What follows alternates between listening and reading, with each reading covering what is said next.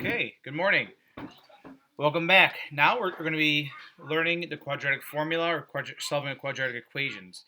And again, like everything in this prerequisite unit, I know you guys have seen it before, but I want to make sure that you guys are mastering it. So we had conversation over the years where students would just swear to me and say, "Well, I know the quadratic formula, but then when they actually put it down on their paper, it's a wrong formula."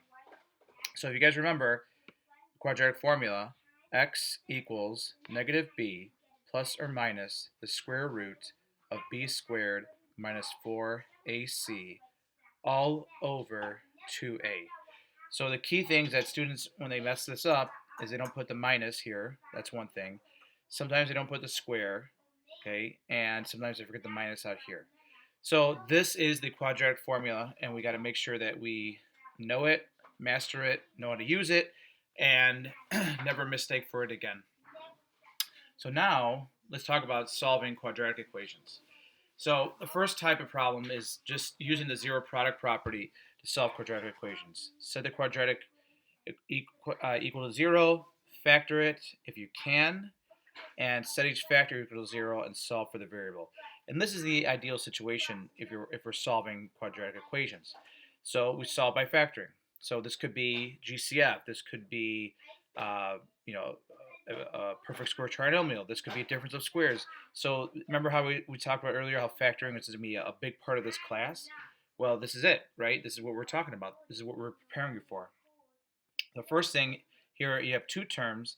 It's not a difference of squares, but hopefully you see that there is a common factor of 2x. So I'm going to factor 2x from both sides here, or both terms, and I get 2x times 4x plus 1 is equal to 0. And this is where we use the zero product property. Okay, so set each factor to 0 and solve for the variable. Okay, that's called the zero product property. Different textbooks sometimes give it different names, but that's the main idea behind it. And what it's saying is, if we're multiplying these two factors together and it's equal to 0, that means that one of these must equal 0. So either 2x equals 0 or 4x plus 1 equals 0. And now we just solve for each of these individually. So divide both terms by 2 here, x equals 0. Subtract 1 from both sides, 4x equals negative 1, divide by 4, x equals negative 1/4. So these are the two solutions. And you can check this to see if it works, but you take my word for it, it does work. All right, this next one is two terms. Notice there's no common factors, but there is a minus sign. So hopefully this triggers something in your head to say, oh, well, maybe it's a difference of squares, and it is. So we have b minus 12, b plus 12 equals 0. Use the zero product property again. So b minus 12 equals 0. b plus 12 equals 0. And now we solve for this. B is equal to positive 12. B is equal to negative 12. And some of you guys might be saying, well, I could have gotten a much faster way if I just added 144 into the square root of both sides. Yes, that's the next thing. That's called solve by squaring. But for right now, we're just factoring. There's many ways to solve. Many, many, many ways to solve. All right, this next one is just straight, trinomial factoring. Hopefully it's factorable. If it's not factorable, we don't say not factorable, it can't do. When you're solving now, it's different. So sometimes it's not factorable. So in this case, and then you have to use a quadratic formula or another method. But this time, hopefully it is factorable. Let's see. Two numbers whose sum is 6 and whose product is 8. Well, let's go. C plus 4 and c plus 2 equals 0. And again, we're going to use the zero product property. C plus 4 equals 0. C plus 2 equals 0. C is equal to negative 4. C is equal to negative 2. Okay. All right, so now this next one requires a little bit more skill here. So, this is one I can't just do in my head. So this is negative 100. So now two numbers whose sum is 21 and whose product is negative 100. Let's see. So what goes into, so 101, 2 and 50, no 3, 4 and 25. Oh, well, 4 and 25 works, right? So now this becomes 10x squared plus 25x minus 4x minus 10 equals 0. Okay, group, group, and now the common factor is 5x, and I'm left with 2x plus 5. Common factor here is negative 2, and I'm left with 2x plus 5. And now here's my common factor, so that's 2x plus 5 and 5x minus 2 equals 0. And again, using the zero product property, 2x plus 5 equals 0, 5x minus 2 equals 0. So x is equal to negative 5 halves, and x is equal to positive 2 fifths. All right, so let's solve by factoring. Now let's look at solve by square rooting. So this is where you don't necessarily have that b term in the middle here, like this plus 6c or plus 21x. Okay, so we're going to solve by square rooting, which means that, we're hopefully going to be able to get the x squared term by itself and just take the square root of both sides. So the first one here, yeah, I know, it's kind of it's already set up for you, but you still got to do this part, which I cannot tell you how many students forget to put plus or minus. So even on the completing the square quiz, some of you guys forgot that. So please make sure whenever you take the square root of both sides, you're going to do the positive root and the negative root, because both of these are the solutions. That's why we have a plus or minus. We're trying to find all the solutions that work. And if you square 5, you get 25. And if you square negative 5, you get 25. So that's why we had to have the plus or minus every time we solve for square root. So here, divide both sides by 3. A squared is equal to 36. And then I take the square root of both sides. So a is equal to plus or minus the square root of 36. A is equal to plus or minus 6. So the two roots are a is equal to 6 and negative 6. All right, so now at this point, I'd like you guys to try C and D on your own. So you could pause, but I'm going to continue. All right, so press pause, and I'm going on. So now subtract 10. So 2x squared is equal to 40. Divide by 2. X squared is equal to 20. And now I'm going to take the square root of both sides. And hopefully, if you've seen already that you can't just put this in your calculator. Math Excel wants the exact answer. So you're going to have to simplify that radical of 20. So let's see. What's the biggest perfect square that goes into 20? Well, that's 4 times 5. So now our solution is x is equal to plus or minus 2 root 5. Now, there is a plus or minus button on Math Excel. So yeah, I know some of you guys are like, well, I don't want to write out both those answers. You don't have to. There's a plus or minus button, but you just got to search for it. All right, so now try D on your own. But I'm going to go on. So subtract 8 from both sides first. So y squared over 8 is equal to negative 6. Multiply both sides by 8. So y squared is equal to negative 48. And some of you guys already know what the solution is without going further, but we're going to go further because I want to show you guys something. So I'm going to take the square root of both sides. And at this point, you should be thinking, okay, something's going to happen here. Well, at this current point in time in this class, we're going to say that this is going to be a no solution or a non-real solution. But, and that's only because we haven't officially learned it in this class. So all your Math Excel answers will have this non-real solution. But you and I both know that this is going to lead into the imaginary complex numbers. So it's 16 times 3 is 48. So this is going to be y is equal to plus or minus 4i root 3. We'll get to that, right? But not right now. All right, so for right now, at this point in time in this course, we're going to write non-real solution. Okay, so now this next part is solving using the quadratic formula. So that means that these may or may not be factorable, okay? Just because they're not factorable doesn't mean it's not solvable, okay? You could solve any equation, right? But it's not factorable. So this is where you have to know the quadratic formula, okay? So there's that song. X equals negative b, the square root of b squared minus 4ac all over 2a. So you got to remember that, the horrible singing or whatever you use to remember the quadratic formula and make sure you get it down, right? So the first thing is, all quadratic equations should be expressed on the form ax squared plus bx plus c equals 0. So we got to make sure it's equal to 0. That was the first step we mentioned up here. Okay.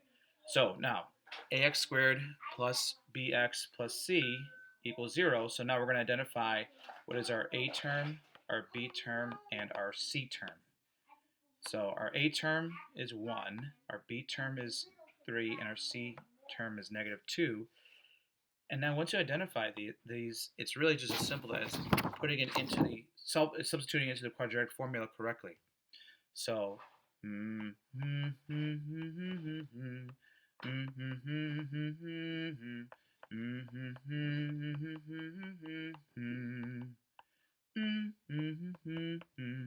okay, so we substitute it into the quadratic formula. We use parentheses.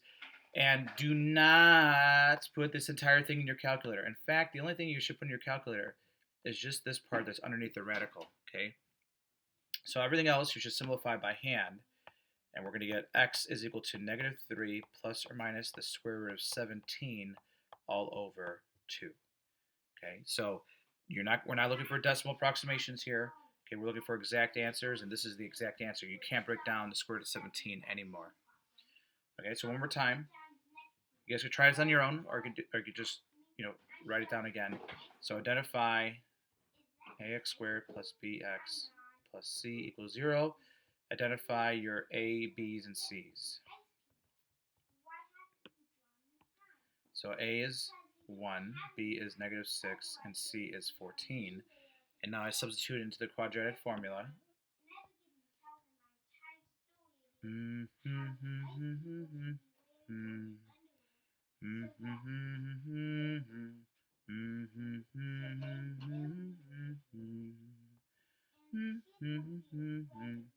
Okay, so the only part that I want you guys to put in your calculator is this, what's underneath the radical. Okay, notice that the square is on the outside of the negative 6. This is sometimes a problem I see with students as well. They put the square on the inside. So notice everything's in parentheses. I substituted correctly. The exponent's on the outside. Okay, just put this thing, what's we call the discriminant, put that underneath, put that in your calculator. That's the only thing. So now we simplify everything else by hand. So that's positive 6, the square root of negative 20 all over positive 2. And at this point in time in this class, if you have a negative underneath the radical, we're going to say non-real solution. Okay? But you and I both know that this would really simplify to 6 plus or minus 2i root 5 all over 2, which is 3 plus or minus I root 5. Okay, that's on the down low. We know that exists, but right now at this point in time we haven't officially learned that yet. Okay, over here we got to do a tiny bit of work first. Notice it's not set equal to 0, so I got to set it equal to 0. And so now I get x squared minus 9x plus 8 is equal to 0. And identify my a's, b's, and c's. A, b, c, and I substitute into the formula. X equals the opposite of negative 9 plus or minus the square root of negative 9 squared minus 4ac all over 2a. And the only thing you're going to put in your calculator is this. That's it. So this is going to be positive 9 plus or minus the square root of 49 all over 2. And hopefully you recognize the square root of 49 is just 7. So plus or minus 7 all over 2. And now, some students actually leave it like this, but don't do that. We know this answer. It's two answers that we're familiar with. This is 9 plus 7 over 2, and this is 9 minus 7 over 2. So 9 plus 7, that's 16 over 2, that's 8. 9 minus 7, that's 2 over 2, which is 1. So the answer is 8 and 1. All right. So now these are, you can continue solving the quadratic formula. That's probably the best way to solve these. Um, I'll go through these a little faster because I'm going to keep the video under 25 minutes. Okay, so this is already in the right form. So x is equal to the opposite of negative 8 plus or minus the square root of negative 8 squared minus 4ac all over 2a. So x is equal to negative 8 plus or minus the square root of 48 all over 8. X is equal to negative 8 plus or minus 4 root 3 over 8. 8.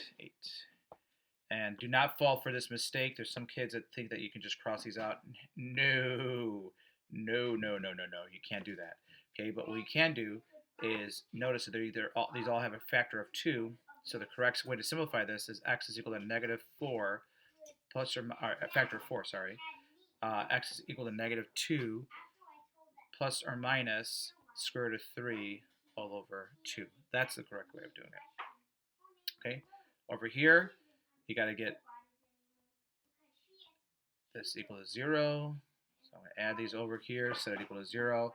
So now I have 4a squared minus 12a plus 9 equals 0. Okay, and now I just substitute it right in. X is equal to the opposite of 12, negative 12, plus or minus the square root of negative 12 squared, minus 4 times a times c, all over 2 times a. And when you put just this part underneath the radical, you get 0. So x is equal to 12 plus or minus the square root of 0 over 8. But the square root of 0 is just 0, so you get one answer here. X is equal to 3 halves. Okay, and lastly, set it equal to 0. X squared plus 6x plus 15 equals 0. And then we solve.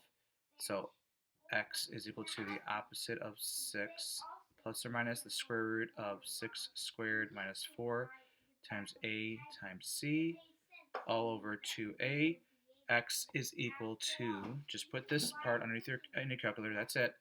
X is equal to negative 6 plus or minus the square root of negative 24 all over 2.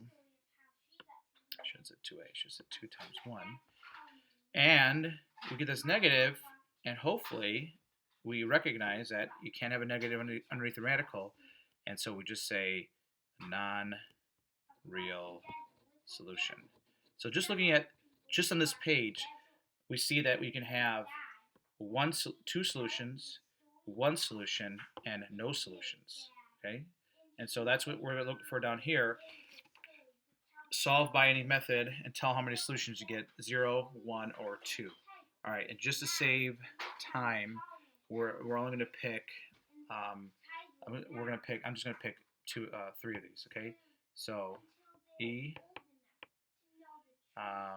Usually kids think that this is kind of scary. So E, F, and we'll just do these bottom 3. Okay, so D, E, and F.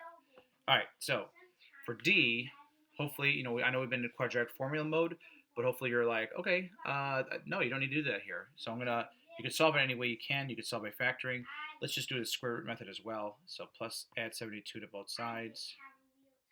So 2x squared is equal to 72. Divide both sides by 2. X squared is equal to 36. Take the square root of both sides. Don't forget your plus or minus. X is equal to plus or minus 6. Okay. All right, this next one. Sometimes students look at this and they're like, oh, well, if I just distribute the 6, I can set it equal to 5p. No, I know it looks like you can do that. You can't do that. You got to distribute it, and you got to make it look like a quadratic. Okay, so I'm going to subtract 5p from both sides. And now my new quadratic equation is 6p squared minus 5p minus 6 equals 0. I could try factoring this, all right? I could, but let's go ahead and just use a quadratic formula. So p is equal to the opposite of negative 5 plus or minus the square root of p negative 5 squared minus 4 times 6 times negative 6 all over 2 times 6. P is equal to, okay, remember, just put this in your calculator. That's it. So P is equal to 5 plus or minus the square root of 169 all over 12. Hopefully you recognize 169 is a perfect square. So this is 5 plus or minus 13 all over 12. P is equal to 5 plus 13 over 12. P is equal to 5 minus 13 over 12. And our two solutions, so that's 18 over 12, and that's negative 8 over 12. And we can reduce that. So this is 3 halves, and this is negative 2/3. And lastly, let's make sure that this is equal to 0. So 4x squared minus 12x plus 9 equals 0. And let's say you're just like sick of the quadratic formula. Okay, let's do it this way. 36, two numbers whose product is 36 and whose sum is negative 12. Okay, so now 4x squared minus 6x plus 9 equals 0. Let's go ahead and group these. So I'm going to take out a common factor of 2x here. So this is 2x minus 3. I'm going to take a common factor of negative 3 here. So this is 2x minus 3 equals 0. 2x minus 3 times 2x minus 3. Okay, it's the same thing. So 2x minus 3 equals 0. X is equal to 3 halves. So we have one solution, two solutions, and two solutions. Okay. And if you wanted to do these for fun, you would get two solutions here. You would get one solution here, and you would get a 0 solutions here, 0 real solutions. So you could check those for fun later, but I think we're good here. And we're right at 20. Okay, we'll talk about this next class. Hopefully you're watching this over the weekend and having a great weekend. Go Bears.